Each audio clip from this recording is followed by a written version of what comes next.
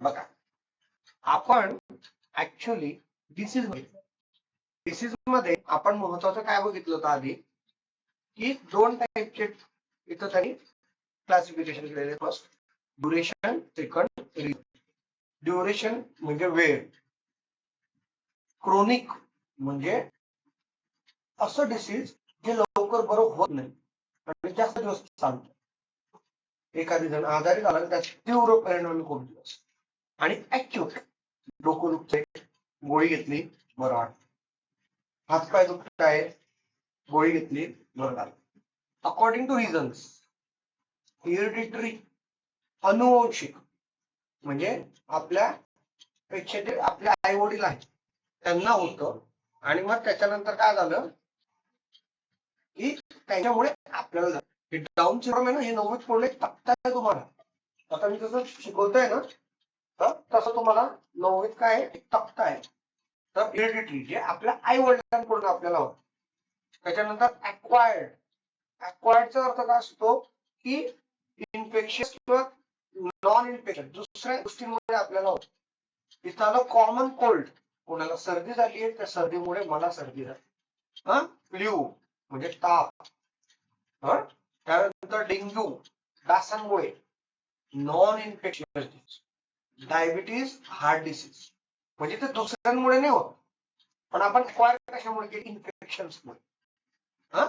Diabetes आहे, आणि diabetes असं नाहीये, डायबिटीज हेरिडिटरी मध्ये पण आहे, पण ते प्रूव्ह झालेलं नाही अजून.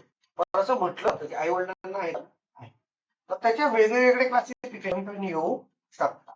मग त्यांनी पहिलं जे आहे, पहिलं त्यांनी काय म्हटलं की इन्फेक्शियस डिसीज शिकून घेऊया. मग पहिलं आलं इन्फेक्शियस, जे इन्फेक्शन मुळे होत. आणि डिसीजचं आपण काय किती सुंदर असं रूपांतर केलं होतं. काय होतं बेटा, डिस इज म्हणजे इझीनेस कमी होतो, एकदम इझी, आपण एकदम रिलॅक्स बसतो, इझी. आणि ते आपला फर्स्ट टाईप केव्हा, जेव्हा आपण आजारी असतो, जेव्हा आपण आजारी असतो. मग इथं तुम्हाला सर्वे तर नाही, पण काही इथं तुम्हाला आजार दाखवले. ओके, तर ते आजार कुठले कुठले आहे बेटा, हे तुम्ही वाचाय का कधी, तुम्हाला माहिती आहे हे आजार कुठले? मी त्याचं प्रोनाउन चेंज करून पाहिजे. बोला, ट्युबर क्युलोसिस,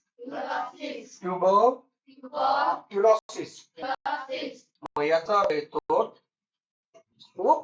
ऐकलेलं आहे तुम्ही, हे असतं टीबी. हे काय आहे, टीबी हा आजार ऐकलाय. 15 दिवस खूप खोकला आला तर मग टीबीची टेस्ट करायला. 15 दिवसापेक्षा जास्त खोकला नकोच, आलं लक्षात. Then next is a hepatitis. बोला, त्याचा अर्थ काय दुसरा, बोला, जॉन्डिस.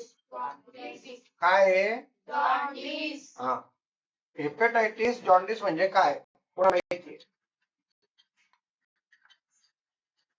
पिली ऐकलंय, पिवळा आणि पडतो,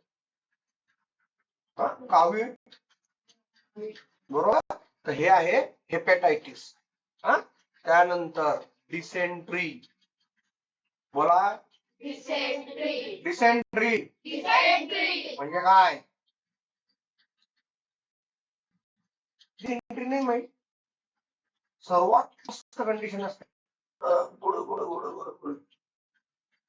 समजलं का, काय, पोट गडबड होणं, फुसफुस फसफस फुस, डिसेंट्री.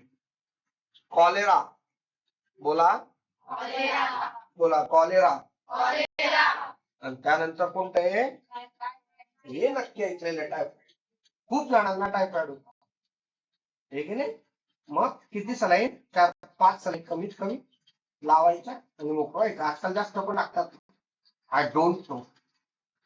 तुमच्या सर्वांच्या आशीर्वादाने मला सलाईन खूप दिवस त्यांनी लागायला पण नको. मग आपण सर्वात पहिले कोणत्या आजाराबद्दल समजून घेऊया, बोला. हे बघा, परत थोडं लक्ष द्या, वाचताना अवघड करून घेऊ नका. ट्युबर क्युलोसिस, ट्युबरक्युलोसिस म्हणजे काय, टीव्ही नका बंद. पुढे आता त्यांनी जो तक्ता दिलेला आहे बाळ, तो तक्ता कसा आहे? पहिला आलंय पॅथोजन, त्यानंतर आलं mode of infection, symptoms, prevention and treatment. Pathogen म्हणजे काय? की कुठल्या कीटाणूंमुळे, पॅथोजन म्हणजे काय? कुठल्या कीटाणूंमुळे तुम्हाला तो आजार होत आहे. कुठल्या कीटाणूमुळे. बघा वेगवेगळे एकदम इंटरनॅशनल नाव आहे. मायकोबॅक्टेरियम ट्युबरक्युलाई,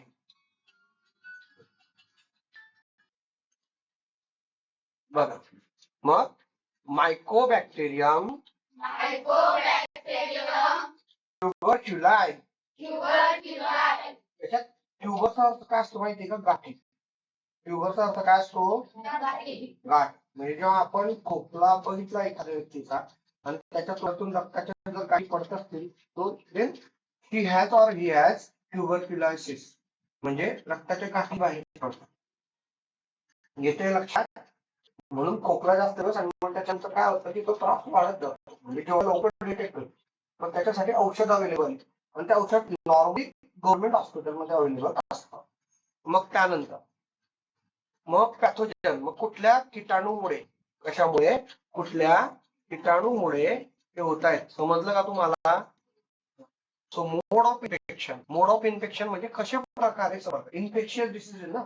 इन्फेक्शन म्हणजे संपर्क, इन्फेक्शियस डिसीज म्हणजे संपर्क होणार आहे. आता मग संपर्क कसा?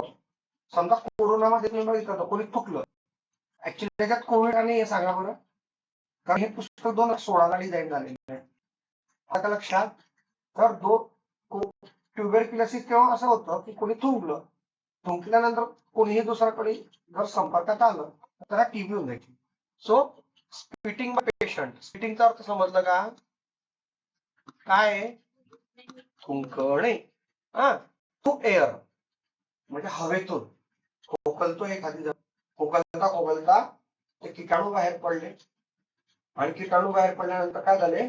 आपण त्याच्या संपर्कात आलो, मग त्या नाकाद्वारे आपल्या शरीरात गेलं, आपल्याला पण काय येईल? नंतर prolong contact with sharing materials of patient.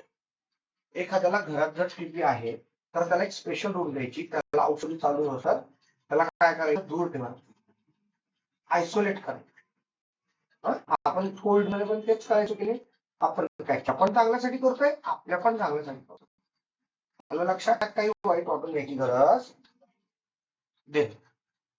Chronic cuff, chronic म्हणजे आता तुम्हाला सांगितलं होतं, क्रोनिक म्हणजे अत्यंत त्रासदायक, जास्त वेळ राहणार, ड्युरेशन कशी? जास्त वेळ राहणार आहे.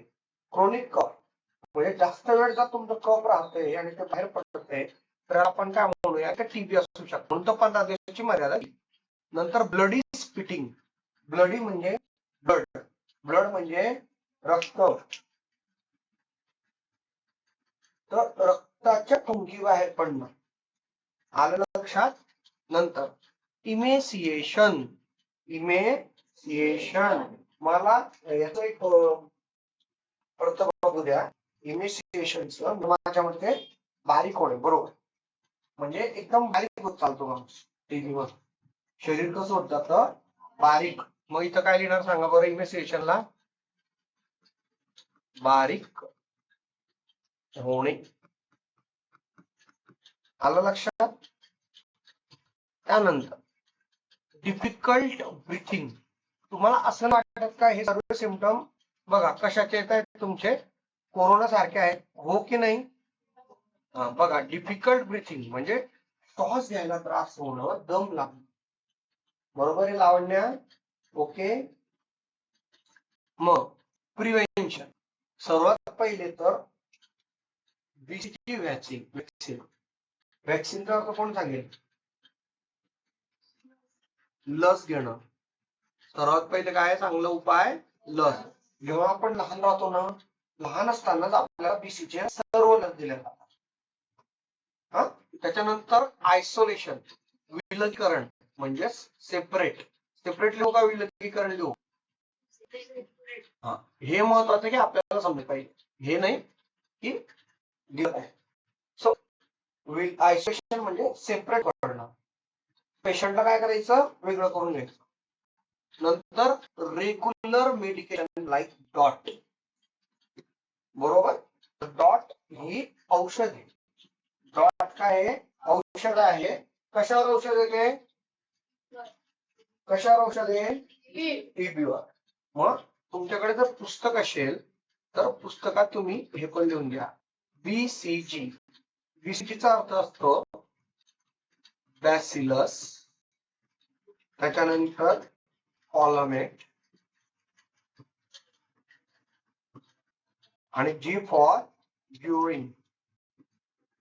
हे तुम्हाला कधी काम येईल, मिक्स साठी. हे तुम्ही मोठे होणार तेव्हा समजलं. त्यानंतर पुढे देन हेपेटायटिस म्हणजे जॉन्डिस. मग हेपेटायटिस ज्या आजारामुळे होतो ते कोणते, हेपेटायटिस व्हायरस ए बी. हे हेपेटायटिसचे टाइप्स आहेत, एबीसीडी. काय ते टाइप्स. आता अडचण काय होते, काय सर कठीण जाते, का जाते, कारण इंग्रजांनी ते नाव ठेवले. हे का नाही समजलं, हा आपल्या इथं राहिलं असतं तर काहीतरी वेगळं नाव राहिलं असतं. बट तुम्हाला जे नाव दिलेलं आहे आणि ज्याच्यामुळे पूर्ण इंडियाच नाही पूर्ण जगात हेपेटायटिसला हेपेटायटिसच म्हटलं. मग आपल्याला काय करावं लागेल, हे पाठ करावं लागेल. होत नसेल तर मग आपण परत प्रयत्न करू. सो हेपेटायटिस व्हायरस एबीसीडीई, आणि मग ते कशामुळे होतं, कॉन्टॅमिनेटेड वॉटर. कॉन्टॅमिनेटेड वॉटरचा अर्थ असतो अशुद्ध पाणी, घाण पाणी. जर तुम्ही पाणी पिताना जर अशुद्ध पिले किंवा घाण पाणी पिले, कीटाणू आहे तर त्याच्यामुळे ते होतं. अजून कशामुळे होतं, शेअरिंग ऑफ निडल्स. नाउडेज लक्षात घ्या या पॉइंटला, लहान मुलांना पण कळेल अशा भाषेत सांगतो. सुई असते की नाही, जी तुम्हाला तुम्ही म्हणता घ्या डॉक्टर लावून घ्या, तर नाही म्हणता, नाही म्हणता काय. मग ती जी सुई आहे पूर्वीच्या काळात कशी असायची ते लक्षात घ्या. पूर्वीच्या काळात एकाच सुईने 4 जणांना सुई दिली जायची, जास्त पण कमी नाही. मग ते सुई चांगली राहायला पाहिजे म्हणून पूर्वीचे डॉक्टर काय करायचे, गरम पाणी करायला लावायचे आणि गरम पाणीमध्ये त्याला स्टराईल. स्टराईलचा अर्थ असा असतो की जंतू विरहित. स्टराईलचा अर्थ काय असतो, जंतू विरहित. म्हणजे त्याला गरम करायचं आणि गरम केल्यानंतर त्याच्यावर आता आपण देतो तो पेशंटलाच आहे ना, जो आजारी आहे, म्हणजे त्याच्यात जंतू गेले. ते जंतू गेले, मग त्याला केलं आपण गरम केलं, आणि गरम केल्यानंतर काय झालं, गरम केल्यानंतर काय झालं, त्याच्यात किटाणू मरून गेले. पण मग ती प्रोसेस खूप महाग पडायला लागली, कारण आजार खूप अपडेट झाले.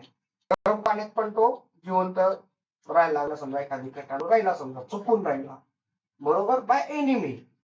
त्याच्यापेक्षा आता काय केलं जातं, डायरेक्ट जी निडल आहे, सुई आहे, जेव्हा तुम्ही कोणाकडून पण कुठल्याही डॉक्टरकडून तुम्ही जेव्हा सुई घेता, निडल घ्यावी तर लागते, आजारी तर घ्यावे, तुम्ही नवीन सिरीज वापरताय का ते चेक करा.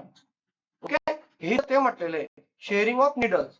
म्हणजे एखाद्याला ऑलरेडी हेपेटायटिस आहे, कावीळ आहे, पिली आहे, आणि तुम्ही त्याची सुई दुसऱ्याची आपण आपल्याला लावून घेतली, तर काय होणार, त्याचा रोग जो नव्हता, म्हणजे सर मला टायफॉइड होता आणि मी हेपेटायटिस सोबत घरी घेऊन असं विषय डॉक्टर म्हणून चेक करायचं.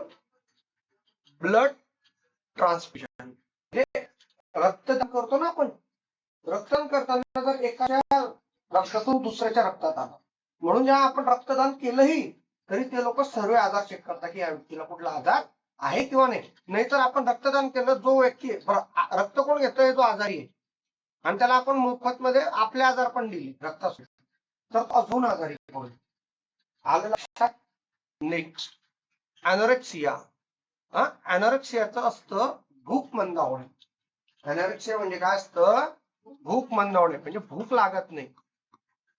म्हणजे जर तुम्हाला कावीळ होत तर तुम्ही जर रोज 8 आठवड्याचा खाता, तुम्ही नाही का? बरं, मला बरं 2, 3 whatever you're going to it. त्याच्यात मी माझ्या मुलांना काही नजर लावणार नाही.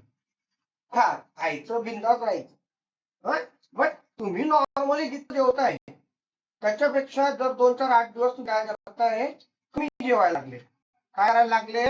कमी जेवायला लागले. इट मीन्स तुम्ही आजारी पडायला स्टार्ट होतंय. मग हे सिम्पटम की तुम्हाला कुठला तरी आजार होतोय. मग त्याच्यात एक चान्सेस कोणता आहे की हेपॅटायटिस होऊ शकतं. चान्सेस किती होऊ शकतं ते होईल असं कुठं म्हटलं गेलं नाही. मग येलो युरिन, जर तुम्ही वॉशरूमला गेले, युरिन म्हणजे वॉशरूमला गेले आणि जेव्हा तुम्ही सू करताना जर का तुम्ही जे युरिन आहे त्याचा कलर पिवळा आहे, म्हणजे याचा अर्थ काय आहे, मग 100% चान्सेस होता की तुम्हाला हेपॅटायटिस. बट असं नाही की 100% चान्सेस आहे. समटाइम्स उन्हाळ्यात काय होतं की आपण कमी पाणी प्यालो त्यामुळे पण होतं, एखादी गोळी खाल्ली तरी होतं, युरिन झाली आणि तुम्ही डायरेक्ट रडायला लागले मला हेपॅटायटिस झालं. कोणी सांगितलं? जैन सरांनी. असं नाहीये. दीज आर द सिम्पटम्स जे काय होऊ शकतात, दिसू शकतात. देन नेक्स्ट काय तुमचं जनरल वीकनेस म्हणजे कमजोरी येते. काय ते? कमजोरी येते. नॉसिया म्हणजे मळमळ. नॉसिया म्हणजे काय? मळमळ होणे. मळमळ होणे कळतं ना? म्हणजे काय होतंय, बसमध्ये जातात काही जीव गुदमरतोय, मळमळ होतंय, असं वाटतंय की उलटी होऊन नाही. बरोबर? त्याला मळमळ होणे. आणि व्हॉमिटिंग म्हणजे नोसियाच्या नंतरची स्टेप. मग मळमळ होतो आता खाल्लेलं बाहेर, म्हणजे काय झालं त्याच्यात? उलटी. आता हे आलं ग्रे स्टूल. मी सर्वांना एक रिक्वेस्ट करेल, याच्यात हसायचं काही नाही. जेव्हा आजारी पडतो ना तेव्हा आपण वेगळ्या वेगळ्या पद्धतीने चेकिंग करतो. त्यात एक पद्धत कशी आहे, ब्लड घ्यायचं. सेकंड काय? युरिन. आणि थर्ड आहे स्टूल. स्टूल म्हणजे शी, म्हणजे साधं आपल्या मराठीत बोलायला गेलो तर संडास. तर त्याच्यात काय केलं जातं, जर तुम्हाला येल्लो युरिन होते आणि ग्रे स्टूल म्हणजे तुम्ही जेव्हा वॉशरूमला गेले आणि तुम्ही जेव्हा लॅट्रिन करताय, संडास करताय, ते जर ग्रे कलरचं आहे, मला प्रॉमिस केलं होतं ना पूर्ण डॉक्टर बनू शकता ना, आता वाटायला लागलं. आता किती जण वाटायला लागलं की हो बनू शकतो, हे तरी एक तरी आहे. सो ग्रे स्टूल म्हणजे काय होतंय की तुम्हाला ग्रे कलरची म्हणजे काळ्यामध्ये व्हाईट मिक्स केल्यावर जी ग्रे कलर येतो तशी जर स्टूल येते, शी येते, तर तुम्हाला प्रॉबेबली चान्सेस आहे की जॉन्डिस आहे. त्यानंतर काय आलं की प्रिव्हेन्शन.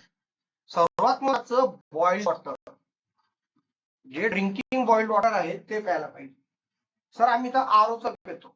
आय डोंट नो आरो काय, but I know drinking boiled water. म्हणजे पाणी गरम करून त्याला थोडंसं कोमट होऊ द्यायचं. तुम्ही नियमित घ्या, डायरेक्ट सर्व आजार गायब. काय कळलं का? सर्व आजार गायब. दे डिसेंट्री. तर अरे हो, एक राहिलं, प्रॉपर क्लिनिंग ऑफ हँड्स. तुम्ही हात स्वच्छ धुवायचे. तुम्हाला लहानपणापासून सांगितलं जातं, हात कसे धुवायचे? स्वच्छ धुवायचे आणि सर्व आजारांपासून मुक्त राहायचं. नेक्स्ट डिसेंट्री म्हणजे खूप संडाशी लागणे, मग तुमच्या भाषेत फार फार फुसफुस झाल्यावर. मग त्याच्यासाठी नेमका हे आजार का होतो, कोणत्या बॅक्टेरियामुळे होतं? तर कशामुळे होतं? बॅक्टेरिया, व्हायरस म्हणजे एक प्रकारे किटाणू, शिगेला, बॅसिली, हे त्याचे टाइप्स आहेत. आता हे जे आहे हे त्या मायक्रोबचे टाइप, अँटमिबा, बॅसिली. तुम्हाला माहितीये तलवार को तलवार काटती. तर तुम्ही जी बीसीची लस बघितली,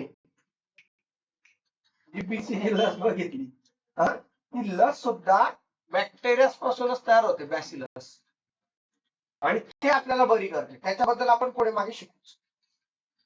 तर अँटमिबा, हिस्टोलिटिका, तर जेव्हा हे काही मायक्रोब्स, हे काही व्हायरस जे आपल्याला डोळ्यांनी दिसत नाही, हृदयात राहिले असते तर आपण कंझ्युम म्हणजे केलं असतो का? मग आपण प्यायला गेलो चुकून, आणि प्याल्यानंतर काय झालं, ते आपल्या शरीरात कॉलोनीज तयार करतात आणि आपल्याला काय करतात, रोहन आजारी करतात. त्यानंतर हे नेमकं मोड ऑफ इन्फेक्शन, नेमकं सर ते आपल्या शरीरात गेले आणि आपल्याला का कळलं नाही, तर आपण अस्वच्छ ठिकाणी जेवलोय. कॉन्टॅमिनेटेड फूड अँड वॉटर कन्झम्पशन. कॉन्टॅमिनेट म्हणजे परत अशुद्ध.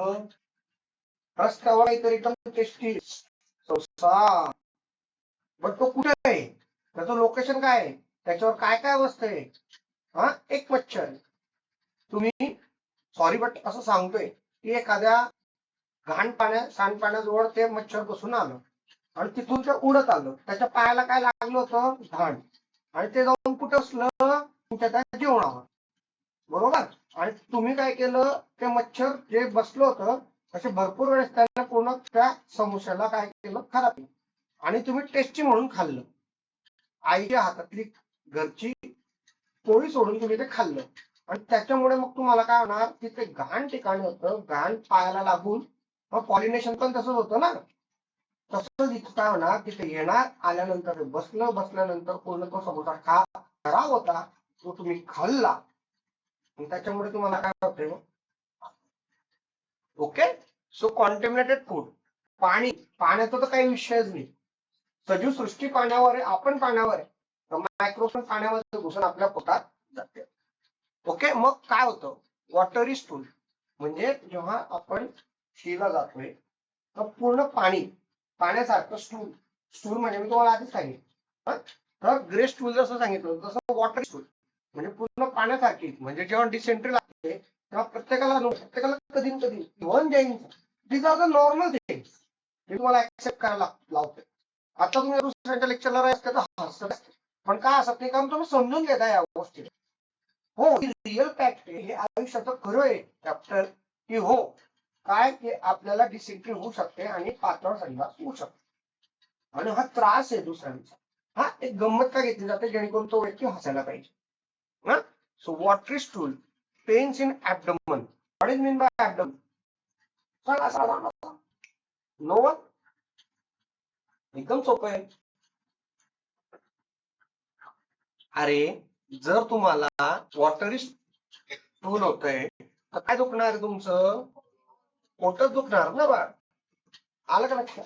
पोट दुखतो जोरात, आणि पोट दुखल्यानंतर हे त्रास होतात. ओके. आणि ते व्हायरस पूर्ण आपल्या पोटात काय करतात, स्मॉल आणि लार्ज इंटेस्टाईन मध्ये पूर्ण कव्हर करतात, जोपर्यंत आपण त्यांना डिस्ट्रॅक्ट करत नाही, औषध घेत. देन पुढचं काय, प्रिव्हेन्शन. परत कुठली गोष्ट आली, बॉइल्ड वॉटर प्यायचं. अजून काय, स्टोरेज करताना फूड प्रॉपर करायचं. जर डिसेंट्री सारखं होत तर अजून एका कारणामुळे डिसेंट्री होऊ शकतो, आपण कमी पाणी प्यावं.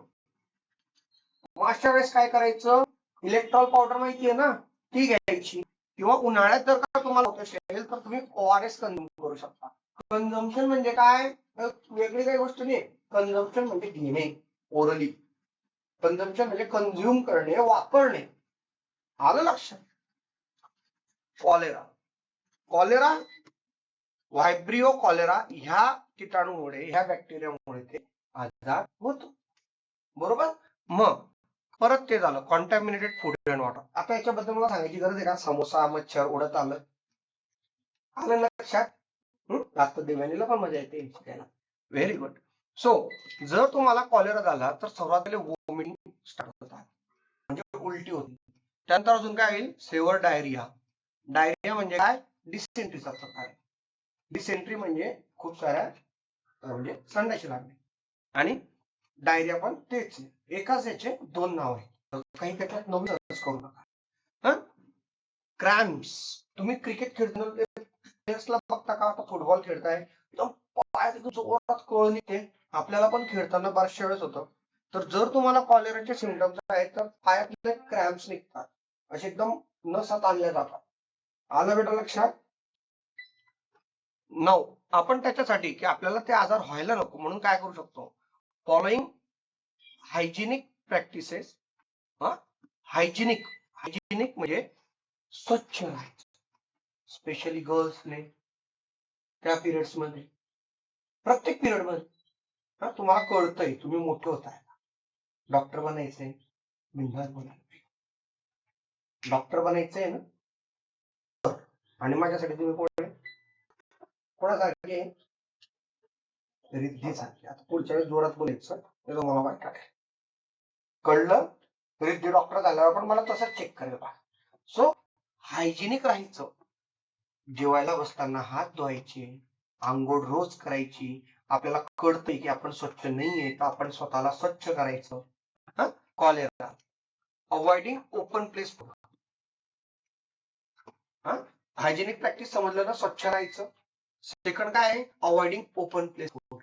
म्हणजे एखाद्या मोकळ्या ठिकाणी जर का फूड्स भेटताय, अन्न भेटतंय, तर चेक करायचं की त्यांनी व्यवस्थित ठेवलंय का, आणि मग खायचं. वीर समजला?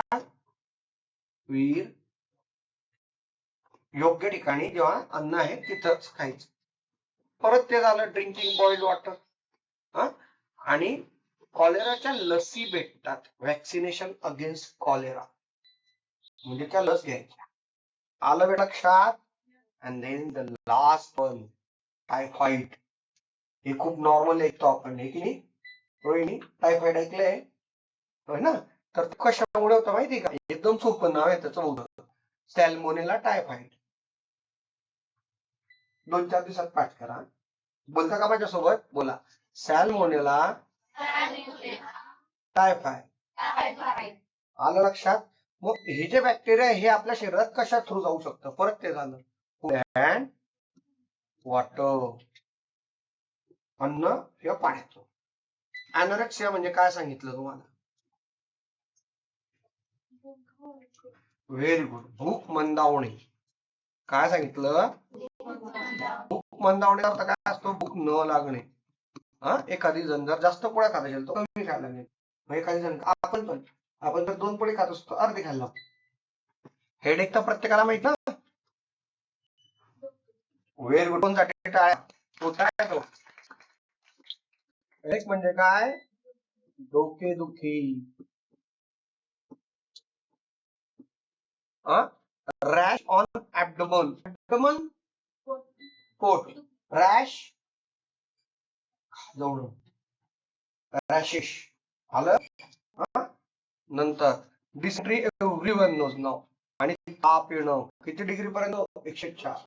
तर 105 106 झालं तर आपण ह्या जगाला बाय करू शकतो. म्हणून काय म्हणतात, typhoid is a danger thing. म्हणून लवकर तिथं काय घेतलं जातं? सलाईन लावली जाते. मग परत आलं स्वच्छ पाणी, क्लीन वॉटर, व्हॅक्सिनेशन माहिती आहे ना आता? लसीकरण, प्रॉपर डिस्पोजल ऑफ सेवेज. आता याच्यात अजून एक वेगळी गोष्ट सांगितली की आपल्या घरी जर काही घाण असेल तर त्याचं प्रॉपरली डिस्पोज करायचं, म्हणजे ते बाहेर टाकायचं. कचरा गाडी आहे, त्या कचरा गाडीवर टाकायचं. काही घाण असेल ती घाण तिथं टाकायची, त्या डिस्पोज होऊन जायचं आपल्याला. आलं लक्षात? म्हणाली किती व्हिडिओ परत बघणार? बर, मी हा व्हिडिओ आता